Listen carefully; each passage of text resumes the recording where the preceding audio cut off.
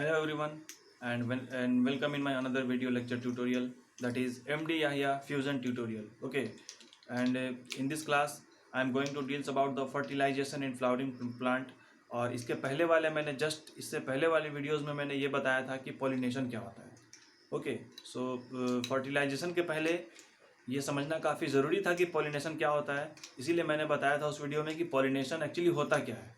Okay, so in this lecture video I am going to deals about the fertilization in flowering plant, that is fertilization in angiosperm. Okay, so now let's begin. देखते हैं क्या चीज़ है fertilization, कैसे होता है, इसके बाद का इवेंट क्या होता है. So now let's begin. कुछ इवेंट होते हैं. फर्टिलाइजेशन 3 इवेंट में होता है.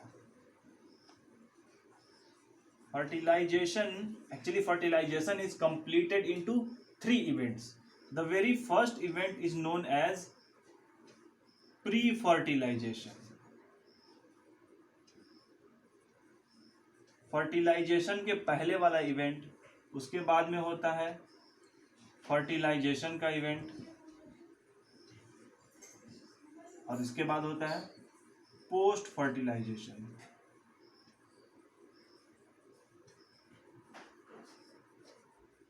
So actually these are the 3 events, and these are the events in which the process of fertilization takes place. जो प्री फर्टिलाइजेशन का इवेंट है जिसको हम लोग कहते हैं पॉलिनेशन. ओके, पॉलिनेशन मैंने अभी डील कर दिया है. अब हम लोग इस वीडियो लेक्चर में बात करेंगे फर्टिलाइजेशन की, और फर्टिलाइजेशन के बाद में देखेंगे post fertilisation event. Okay, so in this lecture video I am going to deals about the fertilization in flowering plant. Okay, so all of you have to be focusing here.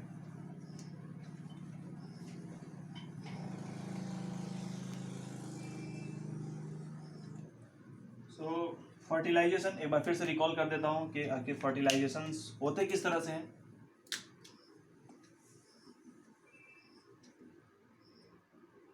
Fertilisation से ठीक पहले क्या होगा? Pollination. Pollination takes place. Okay, before the fertilization, pollination takes place, and after the pollination, the two male and female gamete are contact with each other. दोनों एक दूसरे से जुड़ेंगे, दोनों एक दूसरे के कांटेक्ट में आएंगे. तो कांटेक्ट में आने वाले फेनोमेना को हम लोग कहते हैं fusion. Then the fusion of gamete takes place. Fusion के बाद में क्या होगा? फर्टिलाइजेशन.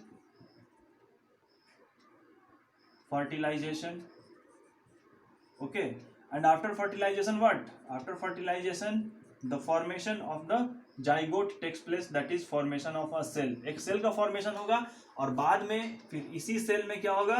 मल्टीपल डिविजन्स होंगे. The multiple divisions takes place in this cell, and this cell is again and again divide, that is repeated times divide, और divide करके ढेर सारे सेल का फॉर्मेशन होगा. And all we know that the living being included human being as well as plant are also made by the cell. हम लोग cell से मिलके बने हैं. Okay, so cell are the basic and functional unit of our body. हमारे body का basic unit cell होता है. तो हम लोग अब बात करेंगे फर्टिलाइजेशन पे. So all of you have to be focusing here because this fertilisation is very important from the examination point of view. Okay, exam में ये फर्टिलाइजेशन पूछे जाते हैं. हम लोगों को पता है फर्टिलाइजेशन के लिए क्या होगा? सबसे पहले पॉलिनेशन का प्रोसेस होगा. Okay, this is the female reproductive part of a plant, that is pistil. This is the female reproductive part of a plant, that is pistil. और इसके अंदर एक लेयर होते हैं, 3-4 लेयर. एक्चुअली इसी लेयर के अंदर जो है एग सेल्स पाए जाते हैं. Actually the egg cell are found inside the ovule. Ovule के अंदर होते हैं, ओवरी के अंदर होते हैं. सबसे पहले क्या होगा? This part is stigma. This part is stigma, and as we know that stigma is the sticky part.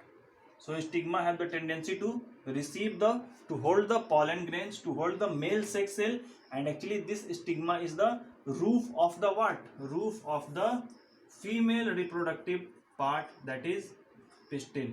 ये pistil का ये छत है. Okay, this is what style, and this is ovule, and actually inside the ovule the ovary are found. Ovule के अंदर ovary होता है और ओवरी के अंदर ही एग सेल होगा. Okay, so egg cell are found inside the ovary, and inside the ovule ovary are found, and as we know that ovule are the swollen part which have very hardy structure, जो कि काफी hard structure का होता है, rigid structure का होता है. यहाँ पर होगा कैसे प्रोसेस? यहाँ से सपोज करो ये कोई एंथर है, कहीं का भी ये एंथर है. This part is called what? Anther.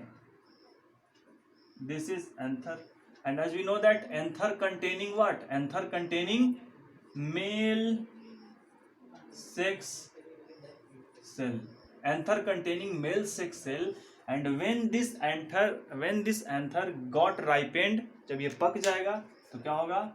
This gets burst होने के बाद में फूटेगा, और फटने के बाद में यहाँ से मेल सेक्स सेल बाहर निकलेंगे, and through the help of wind and many type of the agent ये यहाँ से क्या होगा? उड़ना स्टार्ट होगा, हवा में उड़ेंगे, और उड़ने के बाद जब ये कहीं से क्रॉस करेंगे, कहीं पे स्टिग्मा होगा, क्या होगा? स्टिग्मा के छत पे जाकर के ये गिर जाएंगे, स्टिग्मा के रूफ पे, because stigma's roof are sticky in nature.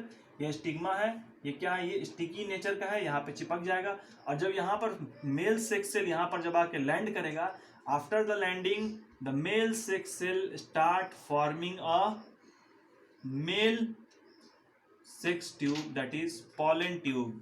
ये एक पॉलन ट्यूब का फॉर्मेशन करेगा, और पॉलन ट्यूब का फॉर्मेशन करेगा, और इस तरह से होते हुए through the help of this path the male sex get enter inside the ovary. यहाँ पर ओवरी के अंदर में मेल सेक्स सेल की एंट्री होगी इनसाइड दिस साइड. अब जब यहाँ पर male sex cell, okay, suppose that यहाँ पे ये एग सेल है और यहाँ पर ये मेल सेक्स सेल है, दोनों यहाँ पर कांटेक्ट में आ गए, both are contact with each other. So actually this process is commonly called as fusion. इसी प्रोसेस को हम लोग फ्यूजन बोलेंगे, और फ्यूजन के बाद में ये दोनों के न्यूक्लियस एक दूसरे से फ्यूज कर जाएंगे, दोनों के न्यूक्लियस आपस में मिल जाएंगे, और मिलने के बाद में एक जाइगोट का फॉर्मेशन होगा. So those zygote are the result of the fertilisation. So fusion के बाद में फर्टिलाइजेशन होगा, यहाँ पे जाइगोट का फॉर्मेशन होगा, और जब ये जाइगोट का फॉर्मेशन हो जाएगा तो जाइगोट के फॉर्मेशन के बाद में प्लांट के फ्लावर के जितने भी पोर्शंस होते हैं, जितने भी पार्ट होते हैं, सारे के सारे झड़ जाएंगे. ऑल बिकम शेडेड, सारे के सारे झड़ जाएंगे, और झड़ने के बाद में क्या होगा कि अब यहाँ पर ये भी सारा का सारा सब कुछ खत्म हो जाएगा. ये भी ऑल थिंग्स आर डिस्ट्रॉयड, ये भी डिस्ट्रॉयड, बस ओव्यूल बचेगा, ओव्यूल भी नहीं बचेगा, ये सब डिस्ट्रॉय हो जाएंगे. और डिस्ट्रॉय होने के बाद में यहाँ पर अब ये धीरे धीरे सीड का फॉर्मेशन स्टार्ट होगा. यहाँ पर द सीड आर फॉर्मिंग है. यहाँ पर अब क्या होगा कि सीड का फॉर्मेशन शुरू होगा. ओके, जब फर्टिलाइजेशन हो जाएंगे, फर्टिलाइजेशन के बाद में काफी सिंपल है, यहाँ पर सीड का फॉर्मेशन होगा, सीड का फॉर्मेशन होगा, formation of the seed takes place. और ये सीड क्या होगा? ये एक लेयर से, एक कवर से इसको कवर कर दिया जाएगा, जिसको हम लोग बोलते हैं seed coat. This is seed coat. Okay, और अब ये सीड कोट क्या होगा कि इसका फिर से एक बार इसको फर्दर प्रोटेक्ट करने के लिए यहां से एक ये वाला कॉटिलेडॉन, ये वाला. So this is called seed coat. ये सीड का कोट है, means this are the cover of the seed. और ये सारे के सारे बने हुए होते हैं, इसके अंदर होते हैं फूड मटेरियल, इसके अंदर फूड होते हैं, and these food have the tendency to nourish these seed. इस सीड का नरिशमेंट होगा. ठीक है, अब ये धीरे धीरे सीड का नरिशमेंट होगा bye the help of this food, और इस फूड के कोट को हम लोग बोलते हैं कोट. कितना कोट है? 1 2. सो 2 के लिए क्या? डाई, और क्या? कॉट. सो डाइकॉट का फॉर्मेशन हुआ। अगर सिर्फ एक कोट होगा तो हम लोग कहते हैं मोनोकॉट। सो डाइकॉटिलेडॉन, मोनोकॉटिलेडॉन्स, ये अलग अलग इस तरह से इसमें फॉर्मेशन होता है। और यहाँ पे ये हमारे पास में कोट का फॉर्मेशन हुआ। अब कुछ समय बाद में जब ये सीड अब धीरे धीरे जर्मिनेट करने की कोशिश करेगा, धीरे धीरे ये सीड का हमारे पास में डेवलपमेंट होगा। तो डेवलपमेंट जब स्टार्ट होगा सीड का तो क्या होगा कि यहाँ पर इस तरह से एक स्ट्रक्चर का फॉर्मेशन होता है। ओके, इस तरह से एक स्ट्रक्चर का फॉर्मेशन होता है। ऊपर वाले को हम लोग कहते हैं प्लूमूल, ओके, और नीचे वाले को कहते हैं radicle. And actually these plumule are the future shoot part of the plant. जब प्लांट जर्मिनेट करेगा, ये सीड आगे इससे फर्दर जर्मिनेशन होगा तो क्या होगा, this plumule is the future shoot. Shoot क्या कहते हैं हम लोग, प्लांट का, प्लांट का शूट मतलब क्या, shoot of the plant including stem, branches, leaf, flower. तो ये सारे के सारे चीज कहां से जनरेट होते हैं, these all the types of the things are generated from the plumule. Okay, so plumule क्या है, एक तरह का एम्ब्रायोनिक स्ट्रक्चर है। एम्ब्रायो मीन्स द सीड को हम लोग एम्ब्रायो कह सकते हैं, ठीक है। तो एम्ब्रायो में जो प्लूमूल का डेवलपमेंट हुआ, उस प्लूमूल से क्या हुआ, शूट निकलेगा फ्यूचर में। और उसके नीचे क्या है, रेडिकल। रेडिकल से क्या होगा, radicle is the future root. Radicle is the future root. Radicle से क्या होगा, रूट निकलेगा। ओके, हम लोग जब इस सीड को लगा देंगे, किसी जमीन में लगा देंगे, सॉइल में, तो सॉइल में क्या होगा, इसको थोड़ा सा वाटर मिलेगा। And when the water is absorbed by the soil, जब सॉइल के थ्रू वाटर जब एब्जॉर्ब कर लिया जाएगा तो क्या होगा कि उस वाटर से, अब इसको वाटर मिलेगा तो धीरे धीरे इसमें क्या होगा, ये सीड हमारे पास में फर्दर इसमें डिवीजन स्टार्ट होंगे। फर्दर डिवीजन के बाद में ये कंप्लीट एक प्लांट का रूप ले लेगा, ठीक है, ये कंप्लीट प्लांट बन जाएगा। So this is all about the post fertilisation event. इसी को हम लोग कहते हैं post fertilisation event. Okay, so this is quite simple, this is quite simple. इसको याद रखने का तरीका कैसे है, इसमें बच्चे बार बार कंफ्यूज करते हैं कि कैसे हम याद रखें कि प्लूमूल क्या बनता है, रेडिकल से क्या बनता है। So it is quite simple, quite simple. This is radical. Radical से किसका फॉर्मेशन हो रहा है, रूट का। So R, that is 2r। Radical से क्या बनेगा, रूट बनेगा। So it is commonly simple, ये काफी सिंपल है। आर से आर का फॉर्मेशन होगा, दैट इज रेडिकल से रूट का फॉर्मेशन होगा। और जब एक तरफ से रूट का फॉर्मेशन हो रहा है तो दूसरे वाले से किस चीज का फॉर्मेशन होगा, दूसरे वाले से शूट का फॉर्मेशन होगा। सो प्लूमूल से शूट का फॉर्मेशन होगा। You have to memorise only 2 things, that is plumule and radicle. ऐसे भी याद कर सकते हैं, प्लूमूल क्या है, ऊपर का पोर्शन है, तो प्लांट के ऊपर क्या होता है, शूट होता है। प्लांट के नीचे वाले पोर्शन को क्या बोलते हैं, रूट बोलते हैं, ठीक है। So it is quite simple. तो हम लोग को बस 2 चीज याद रखना है, we have to memorise only 2 things, that is plumule as well as radical. And by the help of the trick, that is R for radical and R for root. So radical are the future root and plumule are the future shoot. इसके हिसाब से पूरे plant का generation होता है, पूरा plant develop करता है, ठीक है। तो ये था हमारे पास में पोस्ट फर्टिलाइजेशन इवेंट। मैंने एक चीज़ नहीं बताया था, पॉलिनेटिंग एजेंट। पॉलिनेटिंग एजेंट हम लोग किसको कहते हैं, ये बस इसका लास्ट है, इसको आप एक बार सुन लो कि पॉलिनेटिंग एजेंट किसको कहते हैं। और इसके बाद फ्रूट की बात देखते हैं, फ्रूट्स का फॉर्मेशन कैसे होता है। सपोज दैट ये सीड है, this is seed, that is this is inside the ovary, और ये क्या है, this is the fruit, this is the fruit. ये क्या है, एक फ्रूट है। और ये क्या है, ovary, ovary. So we can say, और ये क्या है, फ्रूट, फ्रूट का पोर्शन है, मीन्स क्या है, इसमें फूड पार्टिकल्स है। और जो फ्रूट है क्या है, मतलब कि ओवरी है। So when the formation of the food takes place, we can say that when the ovary gets ripen then the formation of the fruit takes place. जब ओवरी पक जाता है, मीन्स हम लोग फ्रूट किसको कहते हैं, राइपेंड ओवरी को हम लोग फ्रूट कह सकते हैं। The fruit are simply as the ripened ovary.